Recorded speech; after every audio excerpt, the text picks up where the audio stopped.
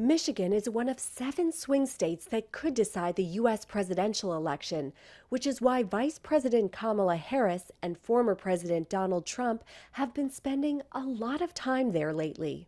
I just feel a kindred spirit whenever I come to Detroit. Hello to Michigan. We win Michigan, we win the whole ball game.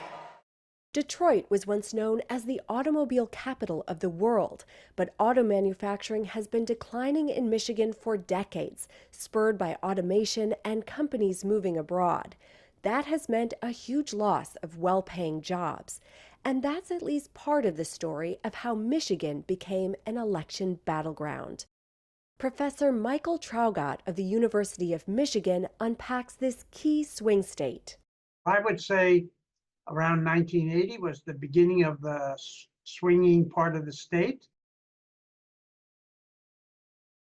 In the 1970s and 1980s, Michigan voted exclusively for the Republican presidential candidate. But in 1992, the state swung to the Democratic candidate, and it voted that way by a margin of 5 to 10 percentage points until 2016. That's when Trump won against Democratic nominee Hillary Clinton by fewer than 11,000 votes. Thank you very much, everybody.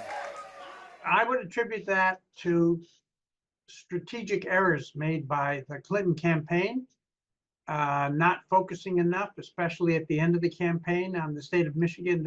By that I mean not coming to visit to stimulate turnout among African Americans in Detroit, for example. But President Joe Biden won back the state for Democrats in 2020 by nearly 3 percentage points.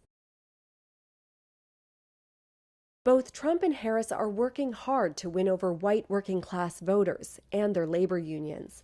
Today, the automotive industry employs 20% of Michigan workers. The UAW has strongly endorsed first Joe Biden because he went on the picket line with them, and then Kamala Harris. But she failed to get union backing from 2 key groups that Biden had secured in 2020, and a recent survey shows Trump has made significant gains with union voters. Black voters are also a large part of Michigan's electorate at 13%. They tend to vote Democratic, though recent polls show their support may be waning. Another big X factor in Michigan's election is whether its sizable Arab American population, the largest in the U.S., will stick with Democrats. Many have protested the Biden administration's handling of the Israel-Hamas conflict. We don't have very good survey data about Arab Americans in the United States, but we have a small number of highly organized groups. One such group urged their Democratic supporters not to vote for Biden in the primary as a form of protest. Over 100,000 votes in the Democratic primary were cast for uncommitted, no particular candidate. And those groups now, with about 3 weeks to go, as you and I are chatting, have not endorsed Kamala Harris. Some of them have told their members not to vote for Donald Trump, but others haven't. The youth vote could also be critical. In the 2022 midterm elections, Michigan boasted the highest turnout of young voters in the country. Green Party candidate Jill Stein is widely blamed for Clinton's loss in 2016, since her vote share was larger than Trump's margin of victory in Michigan and other key states. She's running again this year. Some of the groups which are withholding support for Harris have suggested, instead of voting for Donald Trump, which they oppose, that their members vote for Jill Stein. And to the extent that the election is close and one or more third-party candidates could get a couple of percentage points, that could determine the outcome of the election.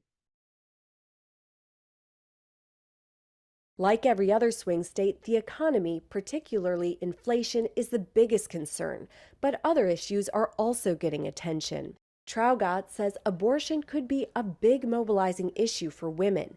Michigan was one of the first states to legalize abortion after the Supreme Court overturned Roe v. Wade, and women tend to vote at higher rates than men. And I think that the gender gap in the 2024 campaign is going to increase. We have seen recently some data in Michigan that suggests that when Joe Biden was still a candidate, there was a net advantage for him of about 16 percentage points, the difference in support among women and men. And in the most recent data, there's a 31 percentage point difference between the support for Kamala Harris among women as opposed to men. Another important issue in Michigan is the debate over electric vehicles. Trump campaign has been pretty effective in attacking the Democrats and Kamala Harris as a member of the Biden administration about the push for electric vehicles, the threat from China, potentially raised by imports of electric vehicles because the U.S. auto industry centered in the state of Michigan is behind. Attention auto workers. Kamala Harris wants to end all gas-powered cars. Crazy, but true. Harris says that's not true. I will never tell you what kind of car you have to drive. But she does see electric vehicles as a way to re-energize Michigan's shrinking car industry. Harris and Trump are currently neck and neck in the polls. Ultimately, Traugott says, the outcome in Michigan will come down to who can get their supporters to actually cast a ballot. In a very tight race like this, which is also true nationally, mobilization will be the key issue.